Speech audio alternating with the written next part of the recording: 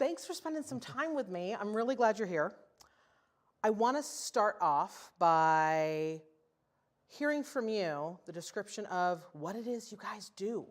It's like lockers, you can deliver stuff to it, but it started in laundry. Right? So I need a better background than that. So let's share a little bit about the organization, the company, and kind of the mission and the goal. What are you providing? Sure. So Luxer One very first started as a drop locker. So basically, not drop locker, I'm sorry. It was a company for dropping off clothing. Yeah. For like laundry services. Like I could drop it off in the locker. So it would be laundry service company, lockers all over the Sacramento, San Francisco area. Yeah.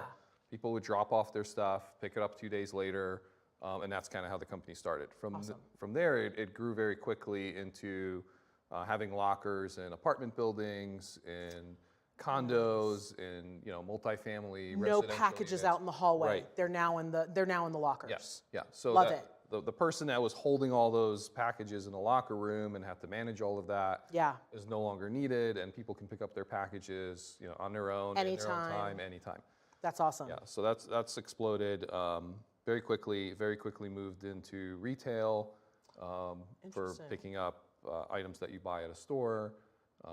So it's just evolved very quickly from there. COVID helped kind of stimulate that with touchless pickup. So that's a very short answer to your question. Yeah. But no, I love it though, because I think it really answered a very interesting need. It's one of those things that you never quite realize you wanted or needed, but it had to be something that needed an awful lot of input and insight. Because when I think of like, let's have a locker that you're gonna drop something off of, my naive brain would have just made all the same sizes.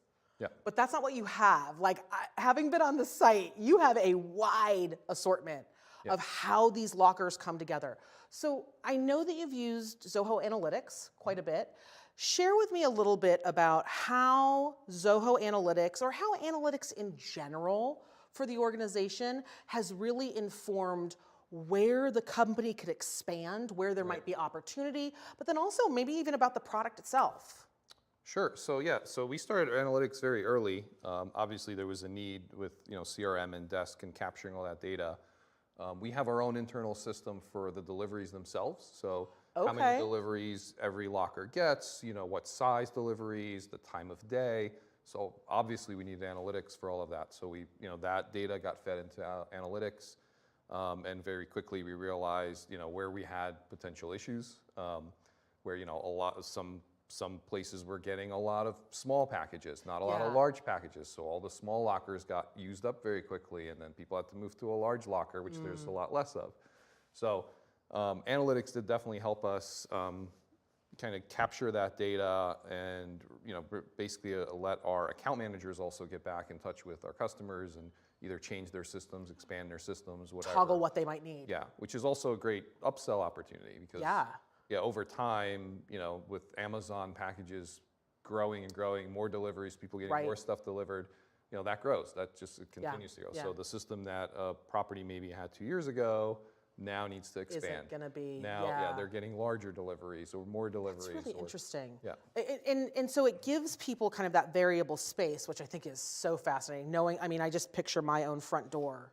Yeah. Like, I think I need one of your lockers at like my house, but that's a whole different other conversation. That is something that's being looked at, but not there yet. But analytics is really going to be part of that, right? It's going to be part of that journey, because you're going to start to see as people move from maybe that apartment environment, do they want that same level of convenience? Are they looking at those types of things? Sure. So what are you feeding into analytics? Like, because I think a lot of times for organizations that think about analytics, they get really limited in their idea of what they can start to put, like what data can actually go into those analytical systems. Yeah. Did you face that question at the organization, or did you really have a set idea of this is what we need to start to measure? Yeah, I think it expanded. Obviously, we knew initially what we wanted to measure. We wanted to measure volume. We needed to know volume. We didn't know how many packages, what size packages, time of day. So that was pretty easy. What was interesting is once we started adding in additional data from our CRM, or maybe even more importantly, desk, where properties that were opening up a lot of tickets, maybe a certain locker system had the same issue over and over again. The same ticket was being opened over and over again. So maybe there's a problem with some kind of a problem with that locker or that lock or that device that's in there. So that I think grew naturally over time, and we got a lot more insight, and we're able to build better reports. Today we have reports for all of our customers built out in analytics. So we create like a dashboard of the things that a customer may want to see or does want to see, and we cater that like for each customer. So each customer can see, okay, how many deliveries am I getting at my property? Or if it's a multiple property, like a constituent that maybe owns 20 properties, they'll get a dashboard for all their properties, and they can drill in and see. They can break it down. Yeah, they can break it down into different. Now, did you have to build those? As far as building out that report? Because listen, when you start to think about analytics and like building out dashboards, you mentioned the worst one to try to build out being desk, right? Like if you're in any service environment and you want to build out a dashboard, there's a little part of your soul that wants to die, right? Like there's that little piece where you're like, please don't make me do this. Walk me through that experience. What was that like? Was it something that was, fairly easy? Could your team do it? Like if someone was new to the team and comes on board and is like, hey, I wanna look at something new. Yeah. Does your team have the flexibility to do that? Yeah. We empower our team to kind of do whatever they need to do. That's awesome. We try not to limit them at all. So obviously, desk reporting is great as a good overview, and there's a lot of good reports in there. But quickly, as our agents and customers wanted more info, we had to move that data over to analytics because now we need to kind of slice it and we've empowered all of our agents to actually have access to analytics and build their own reports and things like that. So they're not scared of it? They're not scared of it, yeah. Because I think a lot of times, especially in whether you're in a contact center, whether you're in a service environment, whether you're in a marketing environment, there can be something a little daunting about analytics, right? Where you're like, I don't want to move that column. And it's going to break. Right. And it's not everyone. I mean, there's people that don't like doing that and don't know, and so we support them. We have a team internally that supports them and can create those reports. But for the people that want to do it, for the people that want to create those themselves, Now, are you then also across the tools that you were utilizing in the organization? You said that you have kind of I want to call it almost like a homegrown supply chain, like ERP backend that you're kind of using. Tells you how many packages, what your customers are doing. Is that fair to say? Yeah, we call it like our admin system that basically just collects all of this data. Yeah, and then all of that, you then select what then goes into, or people can select what goes into analytics. Correct. Well, we dump mainly all of that data, or majority of that data, into analytics, into different tables, and then we build reports off of that. So you're kind of also solving for what a lot of organizations kind of fight with, it feels like on a daily basis, where that kind of cross-functional data ends up getting stuck in whatever tool that silo is using. It's like the service data, the marketing data, the sales data. You're actually really pulling that into one repository. Are you finding that the functions are now wanting to ask different questions and actually interrogate their data differently because they have everything in one spot? Yes. Yeah, I think that, and then we're also finding... You had a funny reaction there. Okay, I need to drill into that reaction because that was actually really funny because you were like, I don't think they should. Well, the other thing you do find when you start doing that is you also find data inconsistencies. Yeah. So you'll find, records where data is missing. Like maybe we don't have CRM data. Why don't we have CRM data? What happened there? Yeah. Why didn't we add this location in? Why is the ID of this different than the ID of that? So it's a problem, but having that, you're able to identify it and start to fix it. Yeah. Exactly. Like you can have a resolution there. I think a lot of times people get stuck in analytics, especially when you're looking at customer experience analytics, and that when you realize there are those differences, it's a lot easier to say there are differences. We can't do anything. We're just going to analyze it as its own pocket, and then you're missing out on that richness. You're missing out on the opportunity to change the size of your locker. Yeah. Right. So what would you say the greatest kind of mindset shift have you seen in whether it's your teams or whether it's across the organization because of the analytics, because of the, I would say, insights that come from that? What's the biggest change you've seen? I think it's paying attention to the data. You know, it was easy for a lot of people to speculate. Like, I think, Oh, yeah, you know, I think the gut, versus, the yeah, gut. yeah. Yeah. I think we're having It's a problem always done here. this, Yeah, yeah. yeah. I think our reps aren't doing this. I think our reps aren't doing that. Well, that kind of eliminates it because now you can build these reports and you can look at them. And Yeah. we have, you know, our whole management team and executive team, they have their own set of reports in their own folder that they review every week, every month that they, you know, review with the Yeah. team. And, you know, good and bad, because if there's a problem in the report, you know, we'll hear about it, we'll have to Yeah. fix it. You know, maybe there's some data missing or whatever it is that does Everyone happen. wants to blame the report. Oh, like yeah. it's like the It's- best thing. Like blame Yeah, the report, it's the not report. the bad. Yeah. Yeah. Why are we down 5%? Like, I It's don't- got to be the report, right? Like, did a sync not happen? Did something not get updated? I love it. Yeah. Yeah. It Not happens. always the case, we know. but We it know does it happen. happens. Yeah. Well, I think that's interesting, especially because it sounds like because of this availability of data and because of the ease of use of having access to the analytics, sounds like even your management team and your senior leadership is really even expecting more Yeah. out of data. So is there a greater comfort level with data? Yeah, I think so. Yeah, Yeah. I think everyone is paying a lot more attention to the data, to the point where if we don't have the data, we need to get the data. Yeah, Like yeah. There's a willingness. Yeah, yeah. Oh, yeah. I love it. I love it. What doors has that opened up? Because there are lots of things out there right now that everyone wants to talk about, whether it is AI, whether it is automation, whether it is workflows. Let's take some of this work off of everyone's plate. Has this been a door opener, or has it really more been about a larger pathway to digital transformation? It's been a door opener for sure. You know, as we've been talking about cleaning up the data and bringing it all into one place and having all the systems kind of interconnected for a while. And now with AI, we're realizing we need to automate more. We need to do, you know, take those jobs that are mundane and people do over and over again and try to automate them and do them. And this sync of data allows us to do that. Yeah. You know, you can have one thing happen here and then go into another system to the same record that's related and then have that do something else. So we're in the process of doing that right now. It's already helped us a lot. Yeah. But we're paying more attention to the data. Absolutely. We need to make sure it's correct, it's lined up, it's, you know, everything matches. Yeah.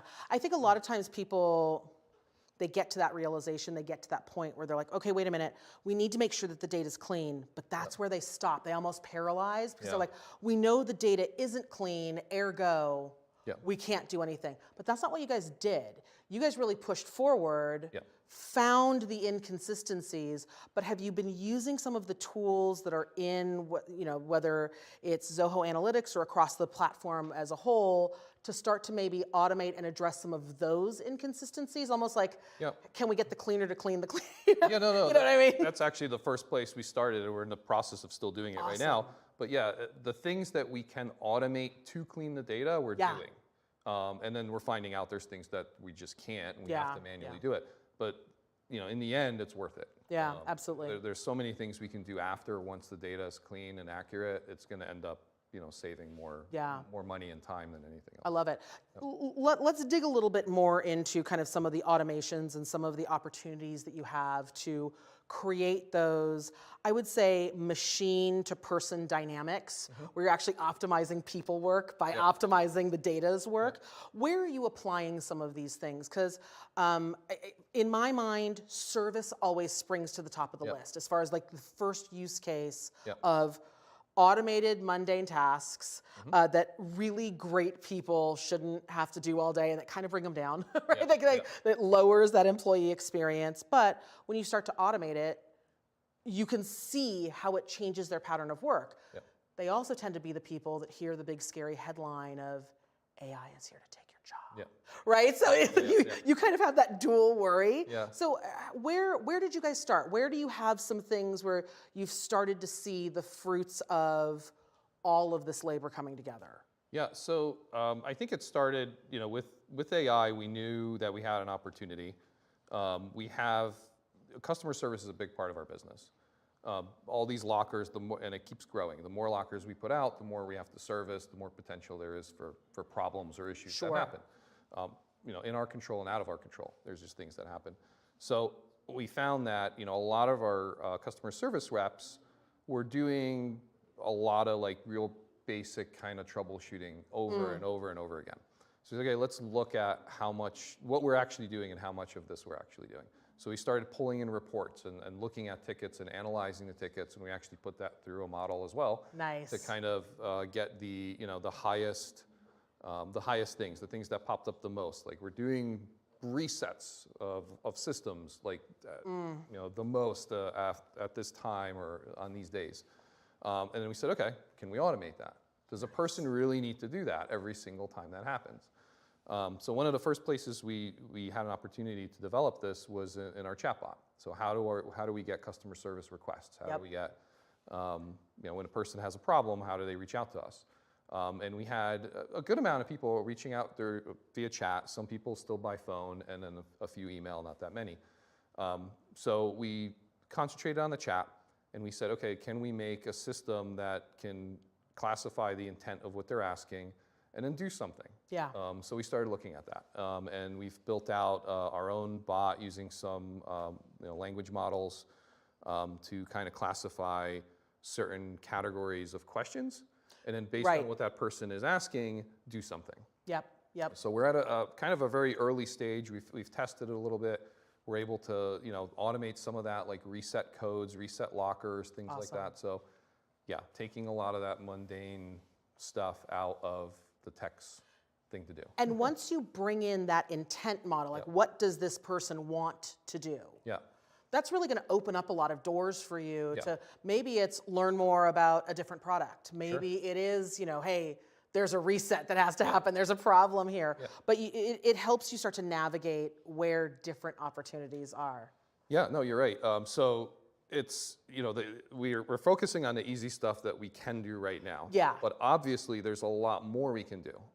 And things that we're not quite prepared to do yet. Yeah. So there's things that, we can do certain things in our system. We can add additional users. We can, do things like that a person doesn't have to do.